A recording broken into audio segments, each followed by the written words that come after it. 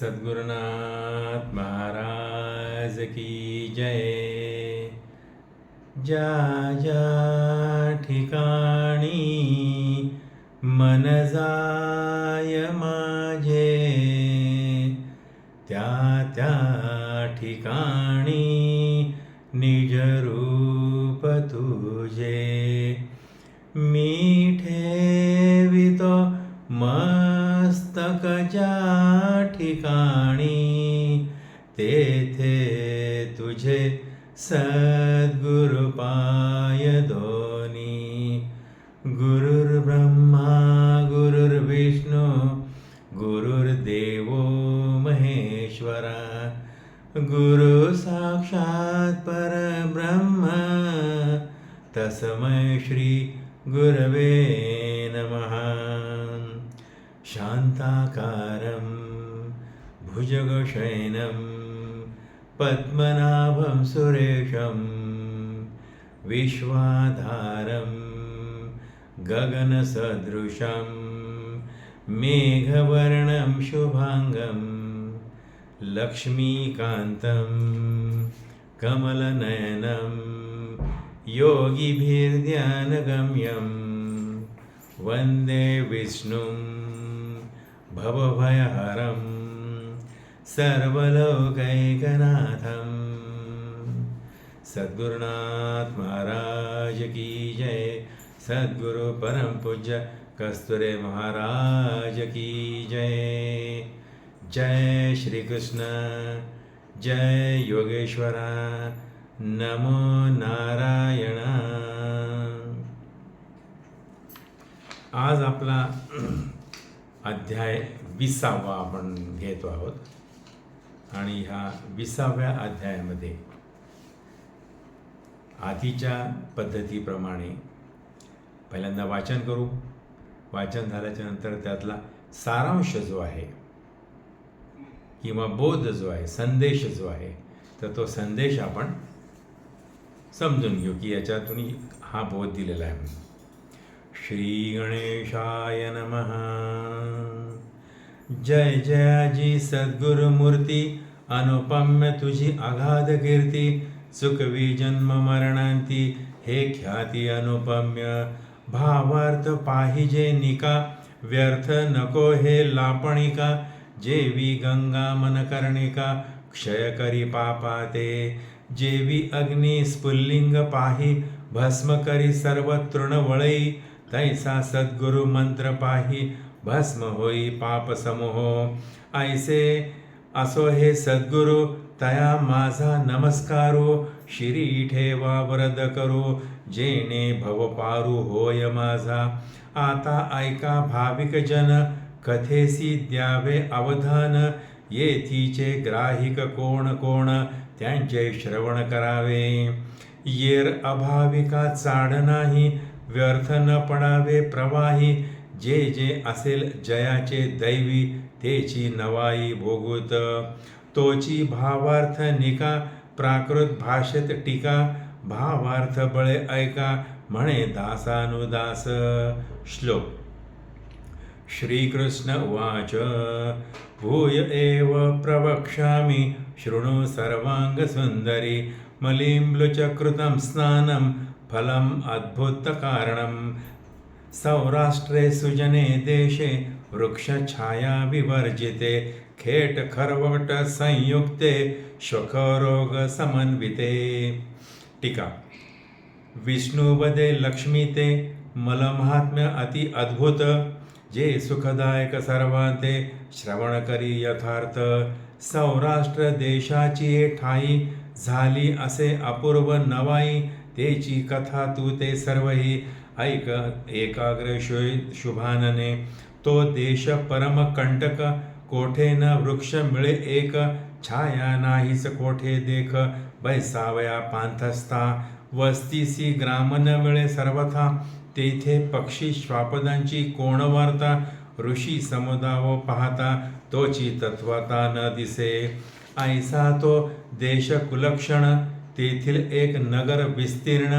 नाम तयाचे प्रभासपूर्ण, चर्या संपूर्ण रवी सम. प्राकार गोपुरे परिपूर्ण, स्वधर्माचारे सकळ जन वर्णाश्रम धर्मचारी वर्ण शास्त्राधारे वर्तती राजा तेथील परम धर्मिष्ठ आडकाठी नाही कोठ उदारपणे अति धारिष्ठ पूर्वी मनोरथ याचकाचे ब्राह्मण सदाचारे वर्तती सदा वेदाध्ययन करिताती नित्य नैमित्य साधती सदा करती वेदघोष जपतप होम हवन मंत्र त्रंत्र प्रातस्नान सदा आचरता ब्राह्मण वेद संपन्न सदाचारी जनसारिती प्रातस्नान तेणी म्हणवती ब्राह्मण स्नान करी तोवरी जाण शुद्ध ऐसे जाण शास्त्रवदे स्नानाविणे वर्तती विप्र कोणी न पाहती त्याचे वक्त्र म्हणती भेटला अपवित्र म्हणून फिरती माघारे या लागी नेमे करुणी नित्य नेमे प्रवर्तावे प्रातस्नानी ऐसे पुण्य करिता जनी ते पुण्य निदानी कामाये ऐसे शुचिरभूत ब्राह्मण नित्य करिती प्रातस्नान करणिया पंच महायज्ञ अतिथी सन्मान समयाची ऐसे तया नगराचे भूदेव मिळवणी सकळ समुदाव मलमास लक्षुनी पहाव चालिला समुद्भाव स्थानाते नित्य गंगा तेरी पाही जाती नरनारी सर्वही तीर्थदान जपतप सर्वही शास्त्राधारे आचरती उठवणी पंच पंच उषकाळी स्नाने करती गंगाजळी दाने देताती विप्रमंडळी अति सुमेळू विप्रांते कोणी करीती दीपदान कोणी करीती तांबूलदान कोणी करीती उपानदान छत्रदान ब्राह्मणाते कोणी कुंभदान करीती कोणी अपुपान्ने अर्पिती घृतपात्रा सहित देती विप्राप्रती सुवर्ण ऐसे दाने अर्पुन विप्राते मग स्वगृही ब्राह्मण पंक्ती ते घेऊन षड्रस अन्नाते देती विप्राते भोजन ऐसा सारिता नित्य नेमास संपूर्ण हो सरला मास तव अपूर्व बतले तया समयास ते सावकाश अवधारा सोमशर्मा नाम एक ब्राह्मण असे तो वेदशास्त्र संपन्न नाना तीर्थी तपदान केले संपूर्ण ब्राह्मणे ते यज्ञ दानादी क्रिया सर्वही जाणता विप्रतो प्रत्यही स्नानाते जाते एक समयी गंगा तीरी पावला तो मार्गी जाता स्नानासी तव एक राक्षस भेटला त्यासी भेटता झाला वाटेसी अति भयंकर रूपे अक्राळ विक्राळ दीर्घ वदन लंब पाहो विशाळ नयन धूम्राकार जटापूर्ण आरक्तवर्ण ओष्ठपै स्थूलोदर गर्ते समान उंच ग्रीवा हस्ता समान लिंग त्याचे लंबायमान सदा नग्न ब्रह्मचारी शुभ्र लव अंगावरुते तेही लंबायमान कंटकते ऐसे देखून तया ते विप्र दसकला मानसी म्हणे हे विघ्न केवते आले मज भोवते उभे ठेले स्नाना लागी आडवे ठाकले पूर्वकर्म माझे आता मग हृदय स्मरून भगवान नारसिंह मंत्र जपे ब्राह्मण तेणे भीती गेली निघून मग बोले वचन तयासी आधीस ब्राह्मण दैदिप्यमान वरी शुचिरभूत संध्या स्नान त्यावरी नारसिंह जपपूर्ण जपे ब्राह्मण आदरे ऐसा विप्र अग्निवत राक्षस पाहून भीत म्हणे हातो न भिये किंचित मी तव क्षुधित पातलो मग म्हणे हो द्विजवर्या साधू हृदय सकोमळ सदया मी तव पापिष्ट क्रूर हृदया करी दया दीनबंधो नाना जीव हिंसाधारी नाना जीव वधिले अघोरी पाप भोगिले नाना परी राक्षस देही पैमी ऐकून त्याचे करुण उत्तर द्रवले तेव्हा विप्र अंतर कोमळ हृदय द्विजवर नवनीता परी असे तो जयाचे हृदय नाही कोमलता तो विप्रदेह नव्हे तत्वता असो द्विज राक्षस पाहता झाला बोलता पैत्यासी म्हणे तू पूर्वी होतास कोण कोण्या पापास्तव हा देह जाण प्राप्त झाला तुझ लागून ते करी श्रवण सर्वही मग राक्षस म्हणे विप्राते, ऐक माझी या वृत्तांताते. मी पूर्वी वैश्य धनवंत, असे विख्यात भूमंडळी. नाना वस्तूंचा रक्षक जाण, क्रय विक्रय करी पूर्ण. गृही संपत्तीस नसे न्यून, पुत्र सुना परिवार. गाई म्हशी खिल्लारे अपार, हस्ती वाजी शकट थोर. दास दासी अपार, ऐसा परिवार अपरिमित. तव एक अग्निहोत्री ब्राह्मण, सहकुटुंबी सत्पात्र जाण. वेदाध्यायी असे निपुण, परिपूर्ण धनेसी. तव तो विप्र शिरोमणी, चालीला महायात्रा लागोनी. तयाने द्रव्य घट भरोनी, ठेविला आणून गृही माझ्या. सुवर्ण नाणे 10 सहस्त्र जाण, द्रव्य घट भरिला परिपूर्ण. मज पुढे ठेविला आणून, गेला ब्राह्मण वाराणसी. सहकुटुंबेसी विप्र गेला, तिकडेची 12 वर्षे त्याला. यात्रा करिता दिवस गेला, तो इकडे स्मरण मजला झाले. काही कार्यानिमित्त तयाचे, मी द्रव्य घट खर्चिला साचे. तो विप्र यात्रा करून साचे, परतोनी आला माघारी. यात्रा करून संपूर्ण, द्रव्य घट मागे मज लागून. तव अडचणी स्तव जाण, नाही म्हणून बोलो गेल मी. तू द्रव्य आणून ठेवले कधी, याते साक्ष कोणती दावी आधी. हा मुचे घर घेतो हा मंदबुद्धी, मिळाली मांदी जनाची. व्यवहारी गेला राजद्वारी, जो तो ब्राह्मणा ते धिक्कारी. म्हणती हा जन्म दरिद्री, द्रव्य कैसे पदरी याच्या. ऐसा न्याय तेथे झाला, द्रव्य घटम्या अभिशालीला. देखत देखत ग्रासीला, पातक गोळा धनलोभे. मग तो विप्र तळमळत गेला, तळतळोनी मज शाप दिधला. म्हणे पापिष्टा चांडाळा, अभिलाषिला द्रव्य घट. पृथ्वी तेज वायू आकाश, तुझ मज आहे साक्ष चंडास. तरी शाप घेई निशेष, होई ब्रह्मराक्षस पै आता. माझे वचन असत्य होईल, तरी माझी यात्रा निर्फळ हो सफळ.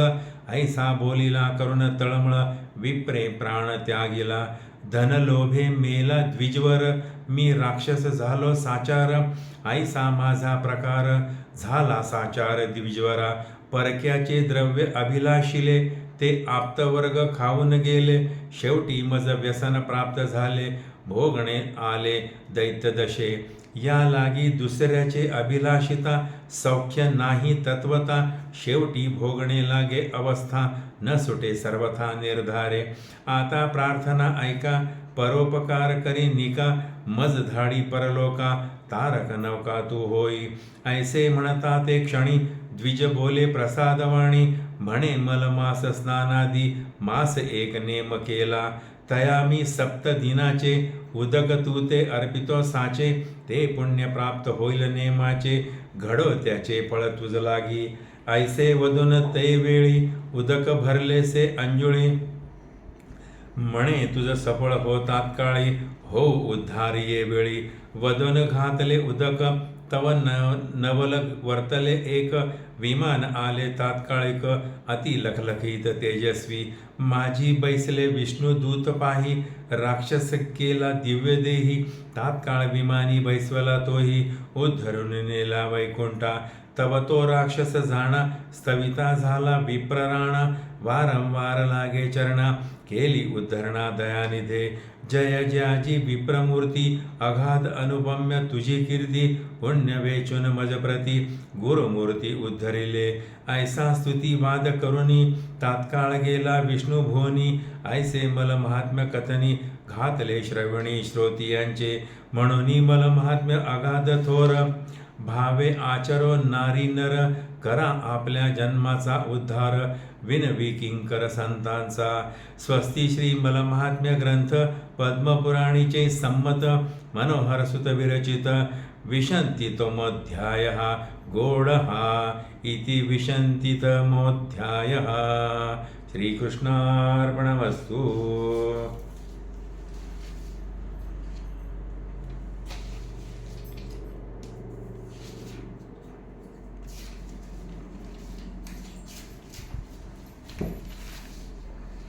विसावा अध्याय आपण ऐकला. आता ऐकल्यानंतर यातला जो संदेश आहे त्याची थोडी चर्चा करू. नेमकं यातून आपला संदेश काय द्यायचा आहे त्यांना. तर सौराष्ट्रामधली ही कथा आहे. म्हणजे हा अध्यायामध्ये सौराष्ट्र देश आहे. जसा गुजरातच्या बाजूलाच तो सौराष्ट्र आहे. सगळं वाळवंटच तिथे आहे. त्यामुळे तिथे काही असं काही नदी नाले वगैरे नाही. फार तुरळक एखादा नर किंवा एखादी नदी तिथे वाहत आहे सौराष्ट्रामध्ये. आणि प्रभास नावाचं जे नगर होतं तिथे मात्र नदी होती त्या भागातलं. तर तिथले जे नगरवासी जे होते सगळे, राजा धरून त्या नगराचा, की हे सगळेजण आपापल्या कर्मात सगळे एकनिष्ठ होते. राजा व्यवस्थित राज्य करीत होता. प्रत्येक प्रजेची तो काळजी घेत होता. त्यांचे हट्टही पुरवत होता. ब्राह्मण जे होते हे वेद अध्ययन करायचे, वेदघोष करायचे, प्रातस्नान करायचे, त्याच्यानंतर हवन मंत्र जप पंचाग्नी करायचे.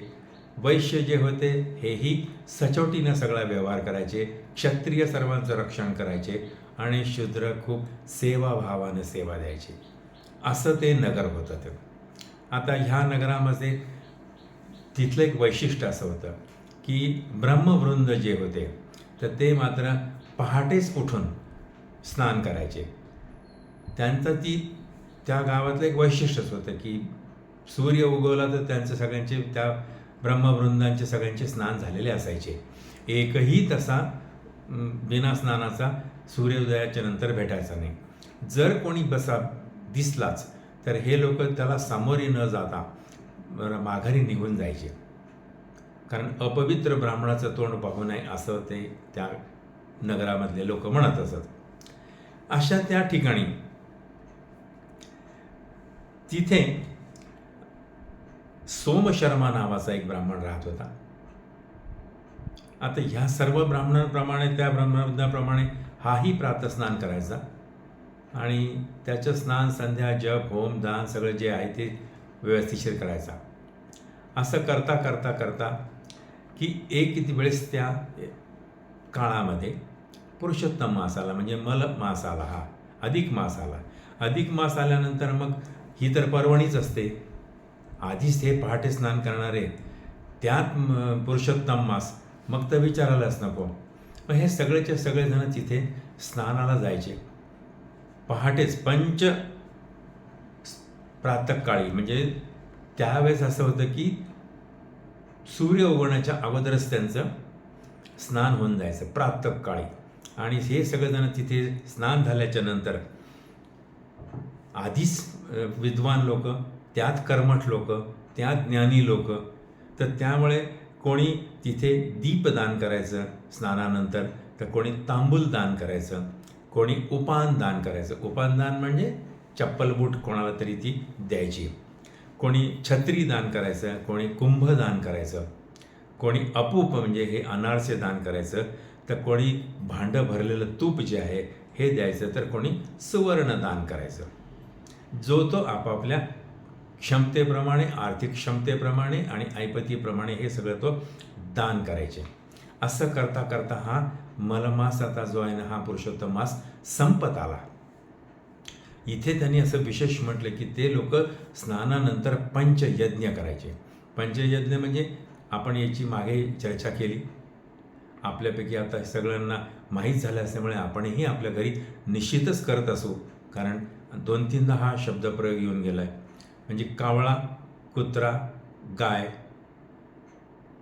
भिक्षुक आणि अग्नी यांना आहुत्या देणे, यांना पोटभर किंवा यांना घासभर अन्न देणे. म्हणजे स्नान झाल्याच्यानंतर बिना मिठाचा शिजवलेला भात, त्याच्या सोबत शुद्ध तूप गाईचं, आणि एवढ्या 9 आहुत्या या अग्नीमध्ये द्यायच्या आहेत. ही एक अग्नीची पूजा झाली. कावळ्यासाठी थोडासा एवढा भात, त्याच्यावरती 1 थेंबर दही कावळ्याला झाला. कुत्र्याला 1 पोळी झाली, गाईला 1 पोळी झाली. आणि अतिथी जो कोणी येईल तर अतिथीला मात्र पूर्ण भोजन असेल. घरी कोणी येऊ, अतिथी म्हणजे जो तिथी पाळत नाही तो. आणि तो जेव्हा येतो तर तो कोणत्या धर्माचा आहे, कोणत्या वर्णाचा आहे याच्याशी जास्त खोलात न शिरता, जसं मागच्या अध्यायामध्ये सांगितलं असाक्षी भोजन करू नये, तर कोणीतरी साक्षीला भोजनाला असावं, असा ह्या अतिथीला घेऊन भोजन करायचे. हे सगळेजण त्याच पद्धतीनं करत होते. हा सोमशर्माही ह्याच पद्धतीनं सगळं करत होता. मलमास संपत आला आणि आता 1-2 दिवसात संपेलच. हा सोमशर्मा स्नान करून येतच होता. येत असतानाच त्याला एक राक्षस भेटला. आता राक्षस म्हणजे पहा, ह्या ऋषीमुनींची जे ग्रंथ लिहितात त्यांची खूप मोठी विद्वत्ता असते.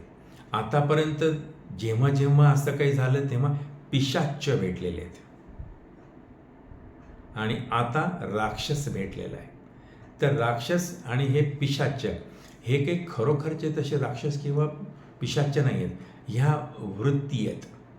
आता पिशाच्चीची वृत्ती म्हणजे सगळंच काही सगळं पिसाटासारखं घेऊन घ्यायचं, आणि राक्षसाच्या वृत्तीमध्ये सुद्धा थोडा फरक आहे. राक्षसाची वृत्ती म्हटलं की तो दुसऱ्याची पत्नी, दुसऱ्याचं धन, दुसऱ्याचं सुवर्ण आणि दुसऱ्याची भूमी हे आपलं मानतो. हे जो मानतो तो राक्षस. आणि पिशाच्च याच्यासहित सगळे अत्याचार करणारा, याच्यासहित सगळे अत्याचार करणारा आणि नाही ते उपभोग घेणारा, म्हणजे व्यसनाधीन असेल, त्याच्यानंतर स्त्रीभोग असेल, धनभोग असेल, बाकी सगळ्या गोष्टी ज्याच्यामध्ये ह्या राक्षस वृत्तीमध्ये ज्या नाही आहेत त्या पिशाच्च वृत्तीमध्ये आहेत. इथे राक्षस भेटलेला आहे. म्हणजेच कसं, दुसऱ्याची पत्नी, दुसऱ्याची भूमी, दुसऱ्याचं धन, दुसऱ्याचं सुवर्ण, या 4 गोष्टी ज्याला प्रिय तो राक्षस. असा हा राक्षस भेटला. आता सोमशर्माच्या समोर येऊन उभं राहायला म्हटल्यानंतर सोमशर्मा गर्भगळीतच होतील ना. कुठलाही सज्जन व्यक्ती समोर एकदम आडदांडपैकी गुंड प्रवृत्तीचा कोणी आला तर आपण ह्या काळातही घाबरून जातो. त्या काळामध्ये ते राक्षस वेगळे होते, आताचे तर राक्षस वेगळेच आहेत. तर असा हा येऊन उभा राहिल्यानंतर सोमशर्माला म्हणाला की हे ब्राह्मणा. आता ब्राह्मण शब्द का वापरला आहे की जो ब्रह्म जाणणारा आहे, जो नित्यनेम करणारा आहे, व्रत वैकल्य करणारा आहे आणि जो कोमल हृदयाचा आहे. मग याला त्याने सांगितलं की मला तू माझा उद्धार कर, मी राक्षस योनीत झालो आणि माझा उद्धार कर. सोमशर्माने विचारलं की तू पूर्वीचा कोण होतास आणि तुला ही दशा कशामुळे प्राप्त झाली. ह्याचं गंमत अशी असते की आपण जेव्हा एखादी व्यक्ती पाप जेव्हा करते तर तेव्हा त्या पापाच्या फलाकडे आपलं लक्ष नसतं किंवा कोणतं आपल्याला खूप फल मिळणार आहे म्हणून. पण पाप झाल्यानंतर जेव्हा ही अशी पिशाच्च योनी, राक्षस योनी किंवा नरकातली योनी जेव्हा प्राप्त होते तेव्हा गेलेल्या प्रत्येक पापाची आठवण आपल्याला असते. प्रत्येक पापाची आपण काय केलं आहे. आणि तसं जर पाहिलं तर प्रसंग जर तसा येऊन उभा राहिला तर हे मानवी जीवनामध्येही जर संदर्भ जोडला तर आपलं जे पाप आहे ते आपल्याला तसंच्या तसं आठवतं की नेमकं का आपल्या वाट्याला आलं. दुसऱ्याचं जर धन घेतलं असेल तर आपलं हे धन जातच. मग धन गेलं असेल तर मग त्यावेळेस आपलं पाप आठवायचं की आपण कोणाचं धन घेतलं होतं म्हणून. आणि इथे न्याय मात्र सारखा नाही आहे की 1 रुपयाला 1 रुपया नाही आहे, हा 1.25च्या पटीने आहे. म्हणून ते प्रत्येक वेळेस दक्षिणासुद्धा मध्ये 1.25 किंवा 1.25च्या पटीने असतं. ही परतफेड 1.25 पटीने असते. कोणाचा 1 रुपया डुबवला की तुम्हाला 1 रुपया 25 पैसे त्याला परत करणंच आहे कोणत्या हातीत, किंवा त्या पटीमध्ये तो नरकवास म्हणा किंवा ती यातना ती भोगणं आली. ते ह्यांनी काय केलं तर याला सगळं आठवलं. सोमशर्माने जसं विचारलं की तुझी गत अशी का झाली, तर तेव्हा तो म्हणाला की मी फार मागच्या जन्मांमध्ये मी वैश्य होतो, मी खूप धनवान होतो, माझ्याकडे खूप संपत्ती होती, माझ्याकडे गुरं ढोरं धन सगळं काही होतं, नोकर चाकर सगळं छान चाललेलं होतं म्हणे, काहीच कमी नव्हती. कारण काय की ही कथा कुठली आहे, तर ही कथा सौराष्ट्रातल्या प्रभास त्या गावातली त्या भागातली आहे आणि तिथले सगळे लोक नित्यनेम करत होते. म्हणजे हा जर तिथला राहत होता तर हाही त्या काळामध्ये नित्यनेम करणाराच होता. मग याला राक्षस योनी का बरं प्राप्त झाली? सोमशर्माने विचारल्यानंतर तो म्हणाला की सगळं व्यवस्थिशीर असताना, सगळे सोयी सुख वैभव असताना एक दिवशी एक ब्राह्मण माझ्याकडे आला. त्याला यात्रेला जायचं होतं त्याच्या पत्नीसहित, आणि त्यावेळेसची यात्रा अवघड असायची. 10-10, 12-12 वर्ष यात्रा करून यायला लागायची. तर त्याने त्याचं एक सुवर्णाचं नाणं, सुवर्ण मोहरा भरलेला हंडा जो आहे, तो हंडा याच्याकडे आणून ठेवला आणि सांगितलं की हे मी यात्रेहून परत येईपर्यंत तुमच्याकडे राहू द्या. मी यात्रेहून जेव्हा परत येईल तेव्हा मी हे मागून घेईल. तर त्याच्यामध्ये 10,000 सुवर्ण मोहऱ्या होत्या. 10,000, आणि ते काठोकाठ भरलेलं होतं. आता ह्या वैश्याकडे ठेवल्यानंतर याच्याकडे धनसंपत्ती भरपूर होती. ती याच्या काही आधी लक्षातच नाही आलं की ठेवलं. पण कालांतराने मग याची मती फिरली. मती फिरल्यानंतर मग यांनी त्यातल्या त्या सगळ्या मोहऱ्या वापरायला खर्च केल्या. आणि जेव्हा खर्च झाल्या त्याच्यानंतर तो ब्राह्मण परत पैसे मागायला आला की माझ्या सुवर्ण मोहरा दे. हा वैश्य म्हणाला की माझ्याकडे तू दिलंच नाही, तू तर इतका दरिद्री आहेस की तुझ्याकडे 10,000 सुवर्ण मोहरा असणं शक्यच नाही, तेवढे नाणे. वाद खूप गेला, सगळे लोक गंमत राहिले, पाहत राहिले. आणि कोणत्याही ब्राह्मणाकडे एवढे 10,000 सुवर्ण मोहरा असतील वगैरे असा कोणीच विश्वास ठेवला नाही. वाद वाढत वाढत भांडण विकोपाला गेलं, राजाकडे गेलं. राजाकडे गेल्यानंतर त्याने हीच बाजू मांडली वैश्याने की हा ब्राह्मण याच्याकडे मात्र सुवर्ण मुद्रा कशी काय असतील म्हणे 10,000, हा खोटं बोलतोय म्हणे. राजाने पण न्याय दिला वैश्याकडून की तू म्हणतो ते बरोबर.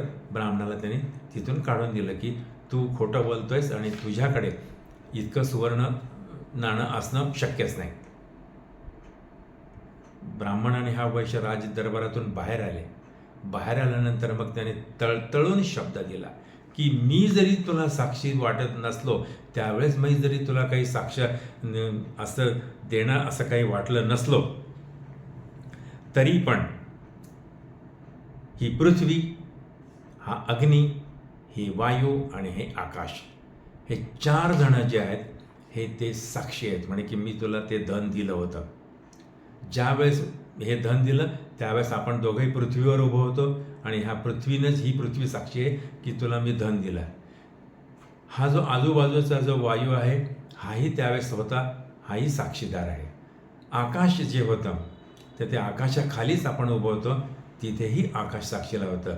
आणि अग्नी जो आहे तर हा सृष्टीत लागणी, तुझ्यात लागणी आणि माझ्यात लागणी, हे अग्निसुद्धा याला साक्षीदार आहेत. म्हणजे 4 साक्षीदार आहेत. पण इतकं करून जर तू नाकारत असशील तर तुला राक्षस योनी प्राप्त होऊन तुला नरकवास प्राप्त हो आणि माझी यात्रा निर्फळ हो. आणि त्याच्यानंतर तो विप्रधनाच्या आशेने त्याने तिथे प्राणत्याग करून दिला आणि या वैश्याला त्याचं धन घेतल्यामुळे राक्षस योनी झाली. आता राक्षस योनी झाली म्हटल्यानंतर आपण आधीच पाहिलं की राक्षसाची वृत्ती दुसऱ्याचं धन, दुसऱ्याची पत्नी, दुसऱ्याचं सुवर्ण, दुसऱ्याची भूमी बळजबरीने बळकावून घेणे ही वृत्ती. मग ह्या सोमशर्माला जेव्हा त्याला तिची दया आली तर सोमशर्मा म्हणाला की मी 7 दिवसांचं जे पुण्य आहे ते मी तुला 7 दिवसांचं पुण्य देतो. आता हे 7 दिवसांचं पुण्य, 7 दिवसांचं पुण्य हे काय आहे 7 दिवसांचं? आणि जेव्हा आपण भागवत कथा ऐकतो तर त्याच्यातही त्यांनी म्हटलं असतं की 7 दिवसातच मृत्यू होईल. मग हे 7 काय आहे? सोमवार, मंगळवार, बुधवार, गुरुवार, शुक्रवार, शनिवार, रविवार, 7च दिवस आहेत. आणि ह्या 7 दिवसामधूनच मृत्यू होतो. आणि जे काय पुण्य काही कमवायचं असेल तर ती ह्या 7 दिवसात करता येते. 8वा दिवस केव्हाच येत नाही. म्हणून जे काय करायचं ह्या 7 दिवसात, रविवार ते शनिवार, ह्या 7 दिवसात करायचं आहे. आणि हे त्यानं केलेलं पुण्य आहे तर त्या राक्षसाच्या हातावर ठेवलं की हे तुला प्राप्त हो. विमान आलं, विष्णूचे दूत आले आणि त्याला वैकुंठाला घेऊन गेले. विमान आलं आणि याचा उद्धार झाला म्हणजे नेमकं काय झालं असेल? विमान आलं आणि याचा उद्धार झाला म्हणजे ब्राह्मणाच्या संगतीत आल्याच्या नंतर, सोमशर्माच्या संगतीला आल्याच्या नंतर त्याच्या वृत्तीत बदल झाला. कोणाच्या? वैशाच्या राक्षसी वृत्ती त्याची गेली.